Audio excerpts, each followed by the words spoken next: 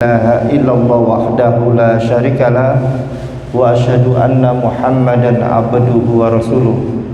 Allahumma sholli wa sallim ala Muhammad wa ala alihi wa ashabihi ajmain. Bapak-bapak, ibu-ibu jamaah salat maghrib Masjid Al-Istiqomah yang dirahmati Allah, marilah kita senantiasa bersyukur kepada Allah. Allah masih melimpahkan kepada kita, yaitu suatu kenikmatan. Apabila kita hitung kenikmatan itu yang telah diberikan kepada kita, sungguh kita tidak akan mampu menghitungnya. Salam dan salawat kepada junjungan kita baginda Rasulullah Muhammad sallallahu alaihi wasallam yang telah memberikan suatu keteladanan kepada kita. Dan pada hari ini, pada bulan ini adalah bulan Rabiul Awal. Kebetulan Rabiul Awal ini adalah bulan di mana Rasulullah sallallahu alaihi wasallam dilahirkan, yaitu tanggal pinten? 12 Rabiul Awal, tahunnya tahun 571 Masehi, atau disebut dengan tahun gajah. Dengan sekarang ini sudah sekitar hampir 1600 tahun yang lalu Rasulullah dilahirkan. Tentu banyak hasil karya yang telah dilakukan, yang telah dirasakan. Di antaranya adalah hasil karya dari Rasulullah Muhammad SAW adalah Ad-Dinul Islam. Ad-Dinul Islam inilah yang telah tersebar di seluruh penjuru dunia. Dan alhamdulillah kita bersyukur kepada Allah bahwa negeri Indonesia ini adalah ya melalui perantara Rasulullah, Khotamul Anbiya, Rasul yang terakhir, penutup para nabi, itu sampai mulai dari negeri Arab, kemudian di semenanjung Asia, sampai dengan di Indonesia. Dan Indonesia ini alhamdulillah nomor 2 negara terbesar di dunia yang mayoritas agama Islam. Untuk yang pertama adalah Pakistan, maka yang kedua adalah Indonesia. Indonesia ini negara dengan berpenduduk 280 juta jiwa, sekitar 287 juta jiwa.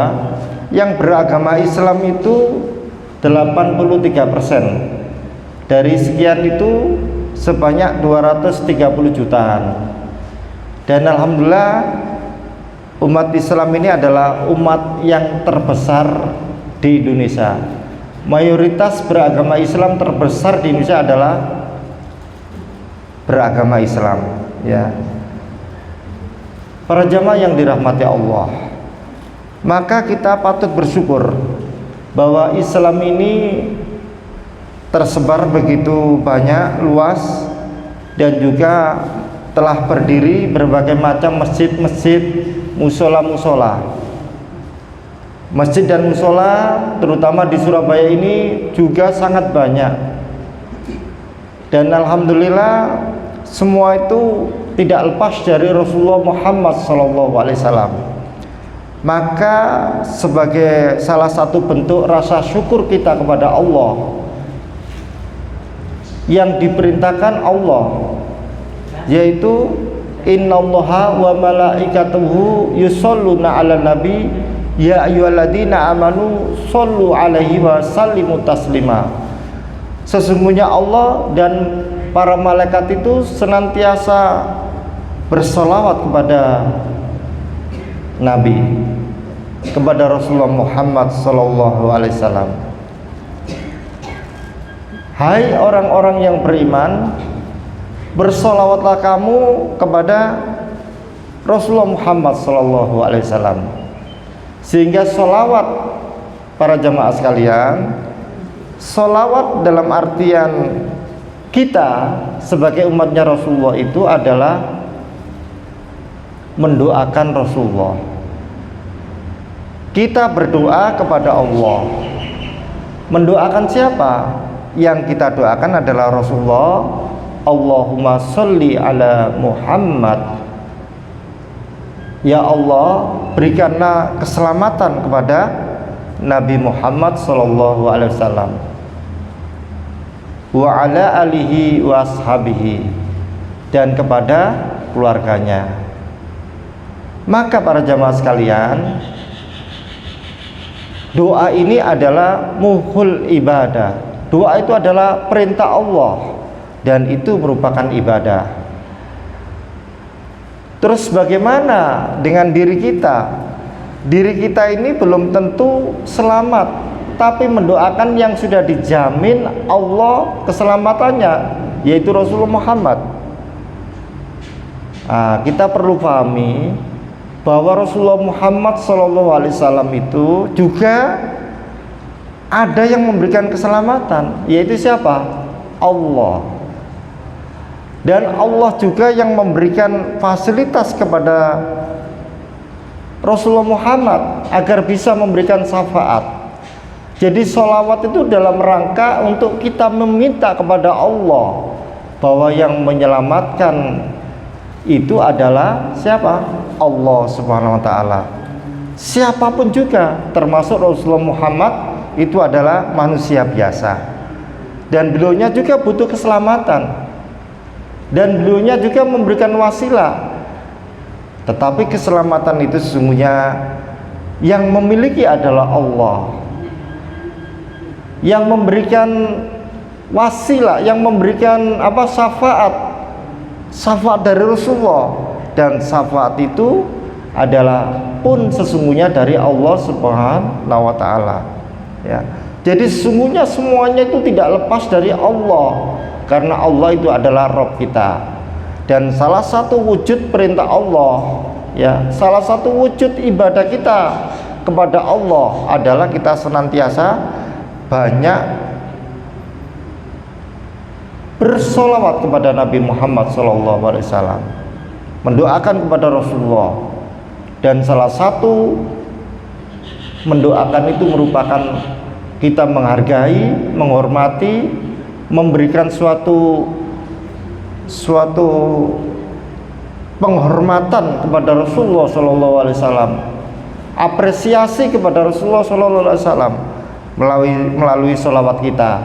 Dan sholawat itu kita lakukan sehari, setiap sholat itu melakukan sholawat. Tidak cukup dengan itu, kita pun pasca sholat dimanapun berada, kita senantiasa tidak lepas dengan sholawat kepada Rasulullah Muhammad SAW. Karena sholawat itu salah satu bentuk zikir, ingat kepada Allah, salah satu bentuk pujian kepada Allah, bahwa kita berdoa mendoakan Rasulullah itu sama saja sesungguhnya kita butuh kepada Allah dan kita memuji Allah Subhanahu wa taala. Kemudian para jemaah yang dirahmati Allah, di dalam surat Al-Ahzab ayat 21, laqad kana lakum fi rasulillahi uswatun hasanah. Sungguh di dalam lakot dan lakot, sungguh, artinya lam takkid itu ya, ada tekanan, sungguh, artinya sungguh sekali. Kana lakum, kana itu ada lakum, buat kita, buat kamu, buat kita, fi rasulillah, di dalam diri Rasulullah, uswatun hasanah. Uswatun itu adalah keteladanan, hasanah yang baik. Keteladanan itu artinya apa? Suatu contoh, sesuatu yang patut ditiru. Dan yang patut ditiru, yang patut dicontoh adalah Rasulullah. Contoh yang apa? Contoh hasanah yang baik. Ada enggak contoh yang tidak baik? Ada enggak keteladanan yang tidak baik? Banyak. Maka di antara kita ini, salah satu bentuk keteladanan kita adalah keteladanan yang baik, dan keteladanan yang baik yang terbaik itu adalah Rasulullah Muhammad Shallallahu Alaihi Wasallam. Kenapa para jamaah sekalian? Karena Rasulullah Muhammad Shallallahu Alaihi Wasallam itu adalah seorang Rasul yang diberikan Allah petunjuk hidayah yang sempurna, Rasul yang terakhir, yaitu diturunkannya yaitu berupa apa? Al-Quranul Karim. Al-Quran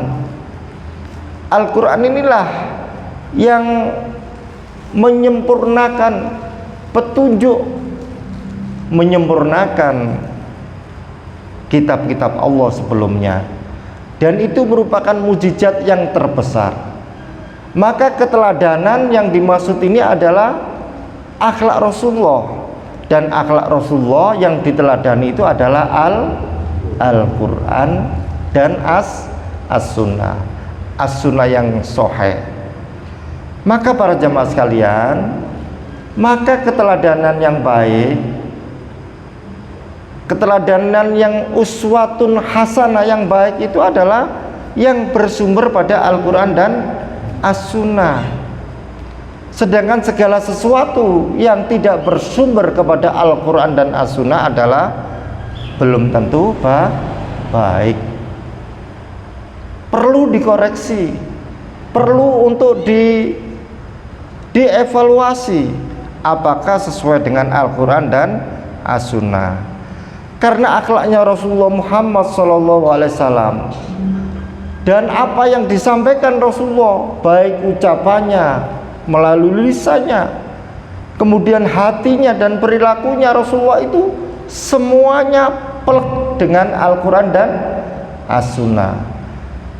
Maka ketika pada Haji Wada yang terakhir Rasulullah haji perpisahan, ketika Rasulullah menjelang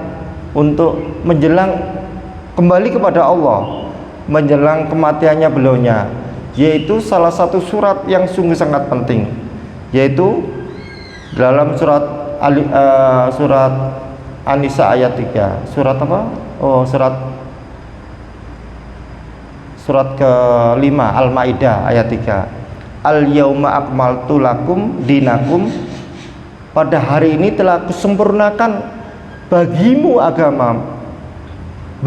agamamu, wa atmamtu alaikum, dan telah aku cukupkan, telah aku sempurnakan nikmatku kepadamu, wa raditu lakumul islama dina, dan aku ridho Islam sebagai agamamu.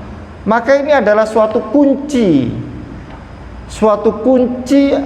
yaitu tentang betapa Allah telah memberikan suatu kenikmatan kepada manusia, kepada Rasulullah Muhammad SAW dan kepada umatnya, bahwa telah diberikan kenikmatan yang sungguh amat besar. Kenikmatan itu adalah berupa dinul Islam. Dinul Islam itu yaitu bersumberkan kepada Al-Quran dan As-Sunnah, dan itu adalah kenikmatan yang sungguh sangat besar yang tidak diberikan kepada umat-umat yang lain, umat yang sebelumnya. Maka Islam itu dilahirkan sudah sungguh sangat sempurna. Segala macam kehidupan, segala macam aturan keteladanan, segala macam permasalahan hidup ini, mulai dari zaman sebelum bumi ini ada sampai bumi ini ada, mulai zaman Nabi Adam sampai sekarang, bahkan dunia dan akhirat semuanya sudah dijelaskan di dalam Al-Quran. Semuanya telah diterangkan dan itu sangat lengkap.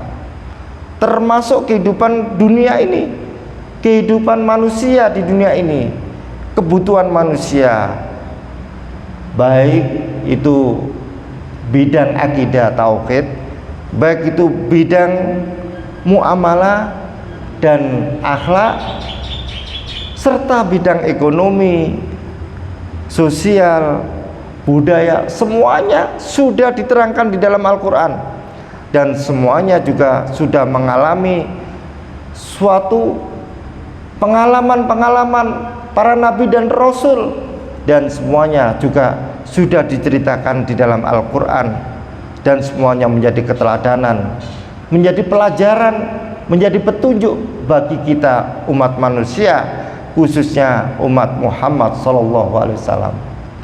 Maka para jamaah sekalian yang dirahmati Allah, kalau Rasulullah itu sudah jelas menjadi teladan, keteladanan Rasulullah itu berupa Al-Quran, maka pun kalau kita meneladani Rasulullah, kita pun harus mengikuti Al-Quran dan As-Sunnah.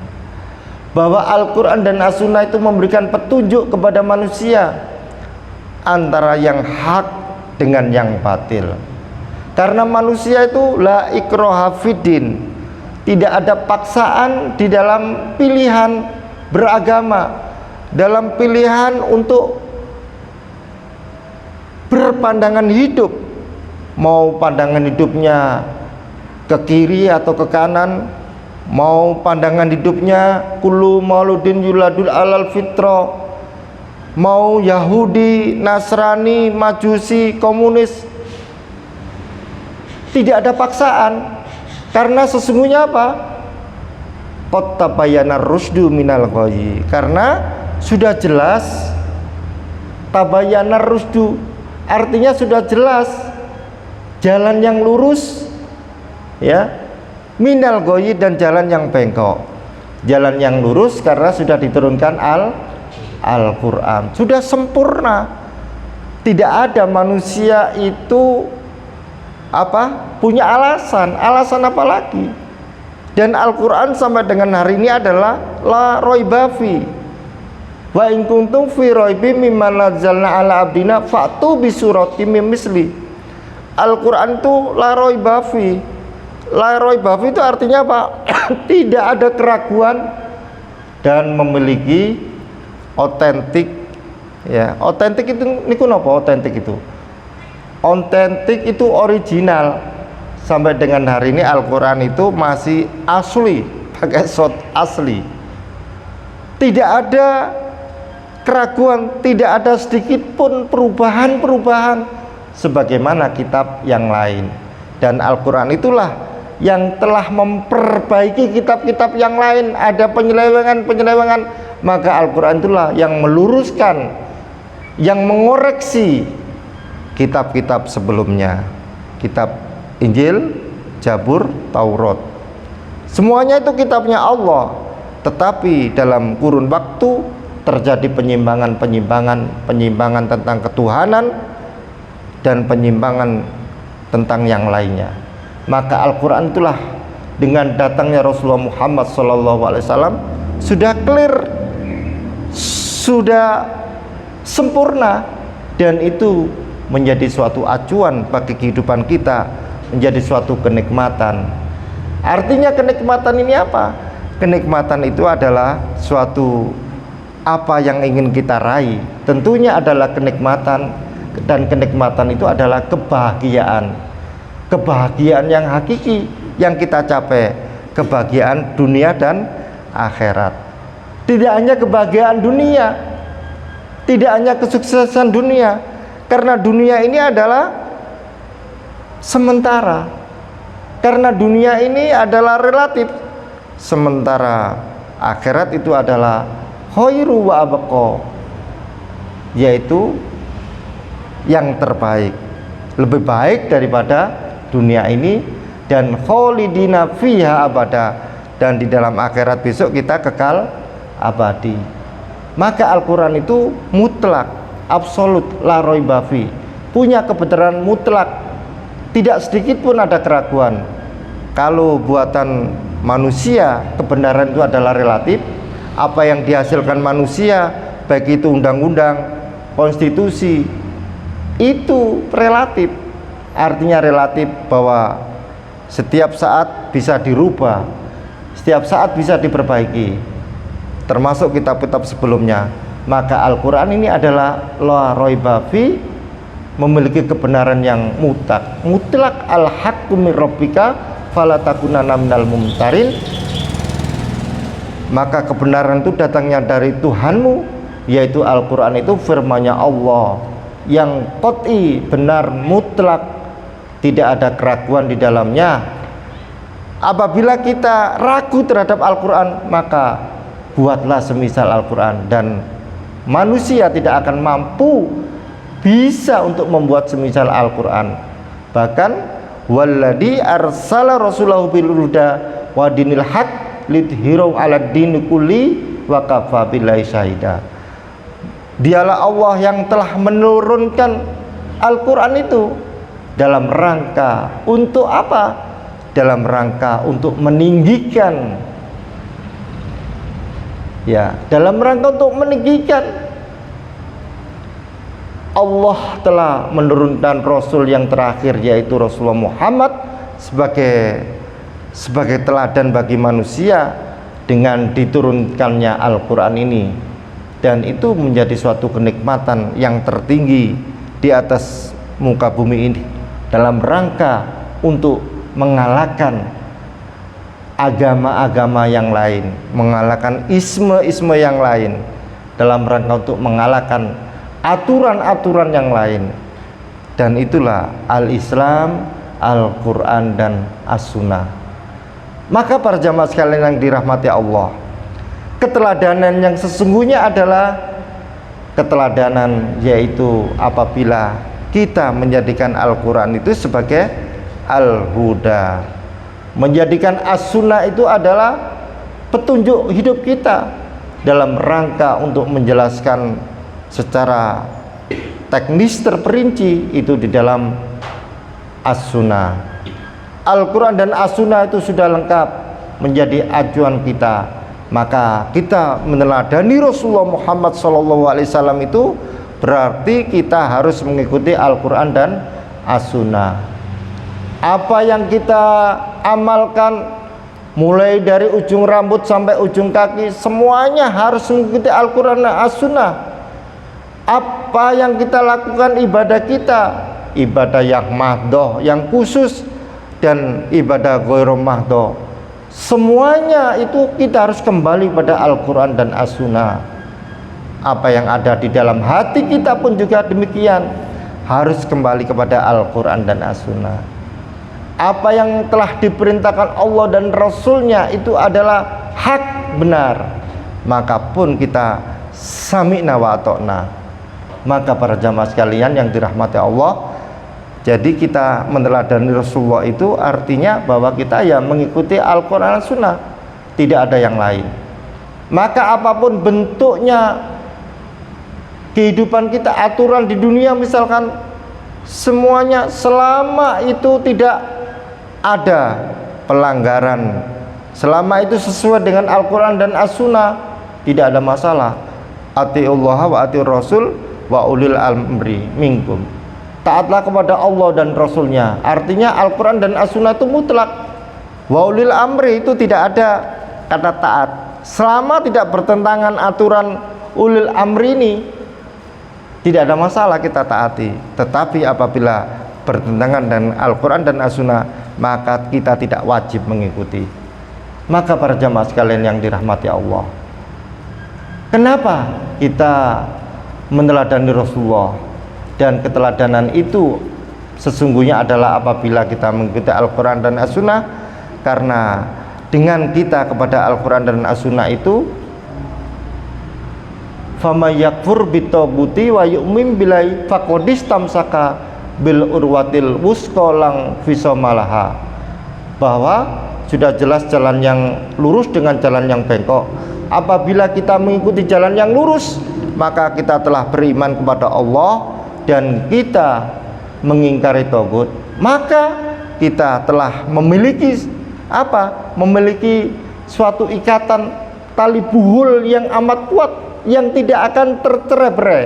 Artinya hidup kita itu tidak akan terombang-ambing. Hidup kita itu tidak akan gumunan, istilahnya bahasa Jawa, tidak akan gumunan. Hidup kita akan teratur, hidup kita senantiasa mendapat petunjuk, hidup kita senantiasa terarah, dan kita tidak akan bingungan. Ya, karena apa? Karena semuanya atas petunjuk Allah dan Rasulnya, semuanya atas hidayah Allah, Rabb kita, dan kita akan bisa meraih yang namanya kebahagiaan. Kebahagiaan apa? Kebahagiaan hakiki, yaitu kebahagiaan dunia dan akhirat. Dan kita insya Allah menjadi orang-orang yang selamat, sebagaimana Islam dan doa kita, wala tamutunna illa wa antum muslimun. Kita janganlah mati kecuali mati dalam keadaan apa? Patuh tunduk kepada Allah, mati dalam keadaan Islam, mati dalam keadaan beragama Islam. Itu artinya mati dalam keadaan patuh tunduk kepada Allah, yaitu patuh tunduk kepada Al-Quran dan As-Sunnah, sebagai bentuk ibadah kita kepada Allah, sebagai bentuk rasa kenikmatan kita, kebahagiaan kita. Ibadah kita kepada Allah sungguh sangat nikmat, dan kenikmatan itu kita bawa ketika kita di akhir kita, yaitu dalam keadaan husnul khotimah. Di dalam diri kita, fisik kita taat kepada Allah, di dalam hati kita senantiasa mengilakan Allah. Makanya mangqala la ilaha illallah dakhalal jannah. Barang siapa di akhir hayatnya mengucapkan kalimat la ilaha illallah, tiada Tuhan selain Allah, maka dia dijamin surga. Maka pun kita tidak lepas dengan zikrullah itu, karena disitulah pertolongan Allah, disitulah hati kita menjadi suatu ketenangan, kebahagiaan, karena kita bersandarkan Allah. Allahu waliyul ladzina amanu yukhrijuhum minadz zulumati ilan nur walladzina kafaru auliya'umut taghut yukhrijuna minan nuri ila dzulumat ulaika ashabun narihum fiha khalidun. Allah itu sandaran hidupnya orang-orang yang beriman. Sandaran hidup kita orang-orang yang beriman, yang kita punya keimanan itu sandaran hidup kita hanya satu, kepada Allah. Maka Allah akan memberikan kepada kita kebahagiaan, memberikan cahaya. Sebaliknya, yang sandaran hidupnya orang-orang kafir itu adalah apa? Togut, selain daripada Allah.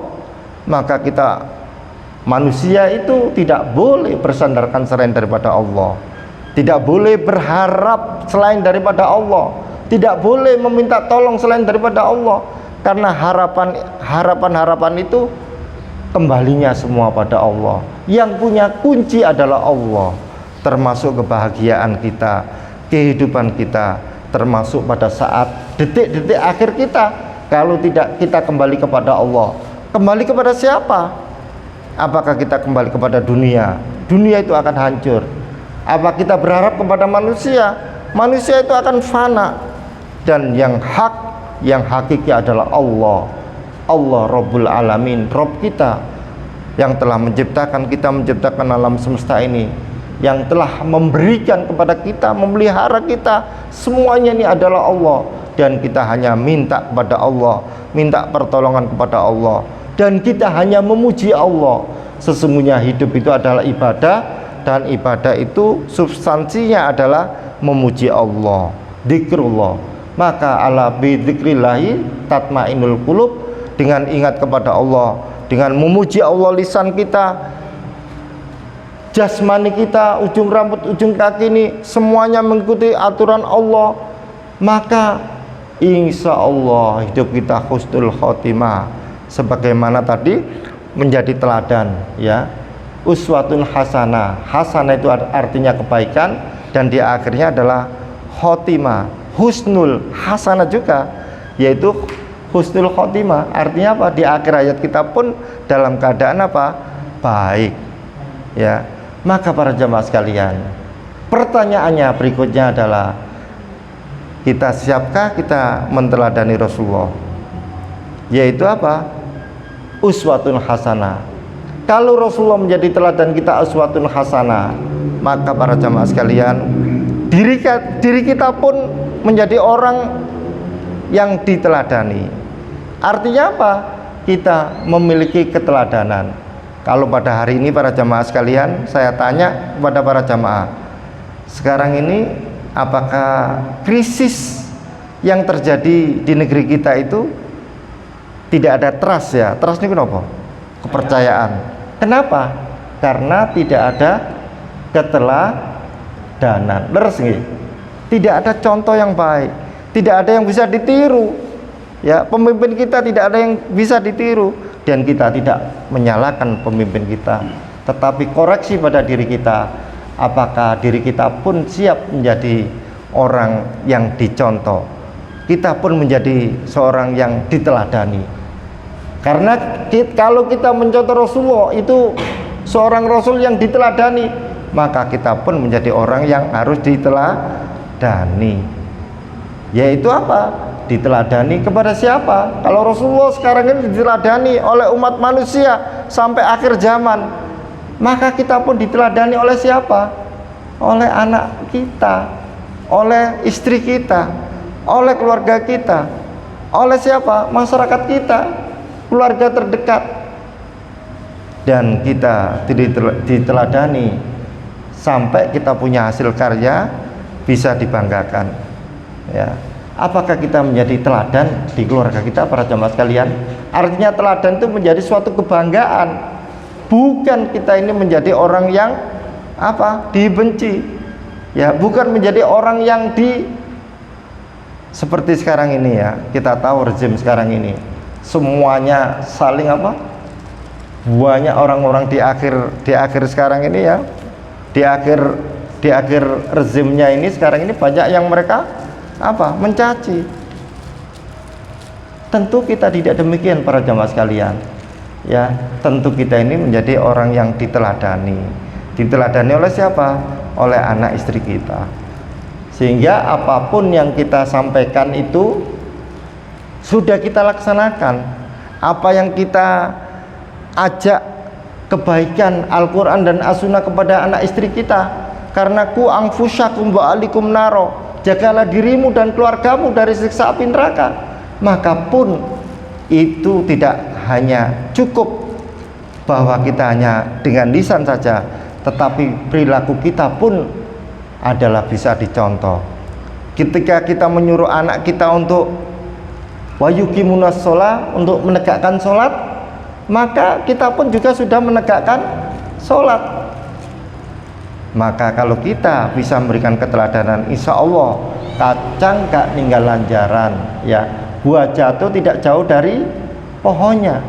Kalau kita orang-orang yang soleh, maka anak-anak kita menjadi anak-anak yang soleh.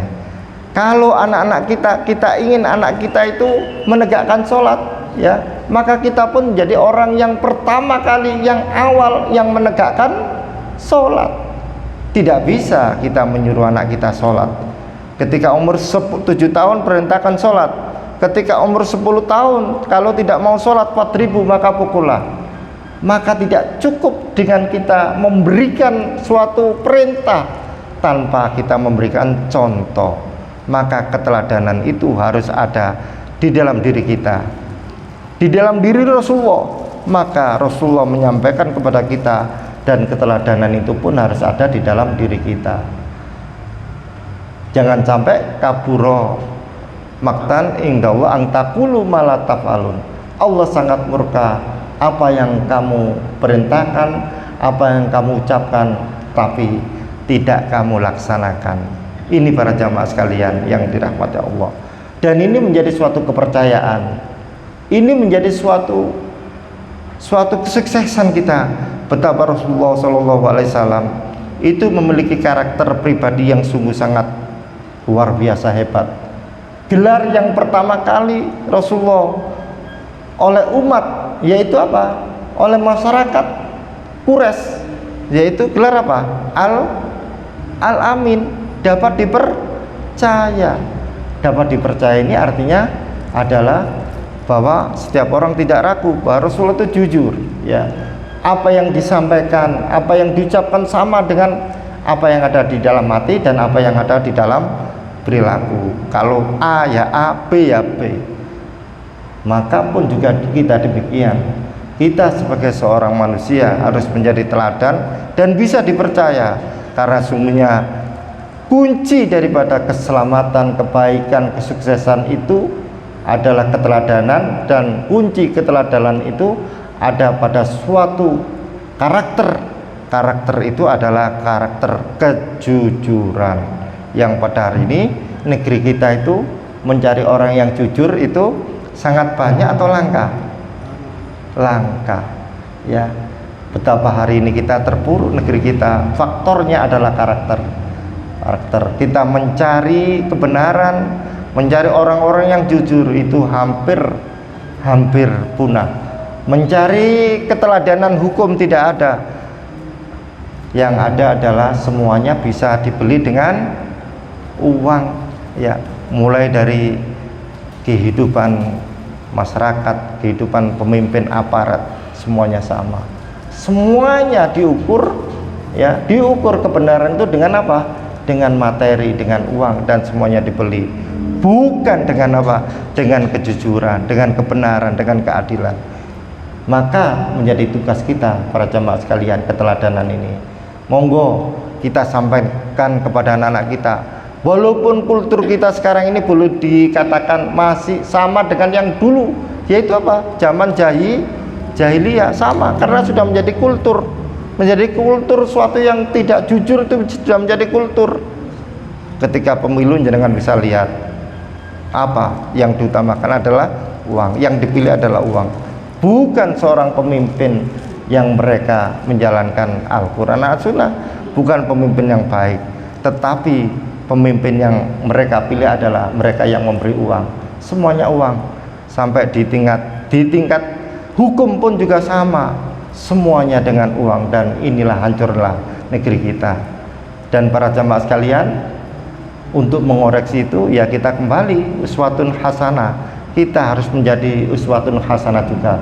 Rasulullah uswatun hasanah, kita pun menjadi orang yang teladan, orang yang nomor satu, memberikan contoh teladan yang terbaik.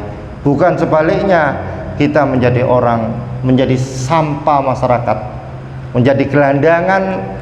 Apa? Gelandangan di masyarakat artinya apa? Kita menjadi orang yang apa? Yang terpuruk, yang tidak bisa menjadikan contoh, menjadi contoh yang terjelek malah. Jangan. Kita harus menjadi seorang muslim, seorang Islam, seorang Muhammadiyah yang senantiasa bisa memberikan keteladanan, contoh yang baik. Tidak hanya pada diri kita, tetapi pada anak kita, keluarga kita, kemudian kepada masyarakat dan bangsa ini. Kullukum rokiin wa kullukum an ro'iyah. Setiap kita adalah pemimpin dan kita akan dimintai pertanggung jawab atas kepemimpinan kita. Yuhasibukum bila, Allah akan menghisab kita, memperhitungkan apa yang kita nampak maupun tersembunyi, semua tidak lepas dari Allah, dan semuanya akan dimintai pertanggungan jawab di hadapan Allah. Demikianlah yang bisa kami sampaikan. Mungkin apabila masih ada waktu, monggo bisa tanya. Cukup demikian, kurang lebihnya mohon maaf. Billahi taufiq wal hidayah. Wassalamualaikum warahmatullahi wabarakatuh.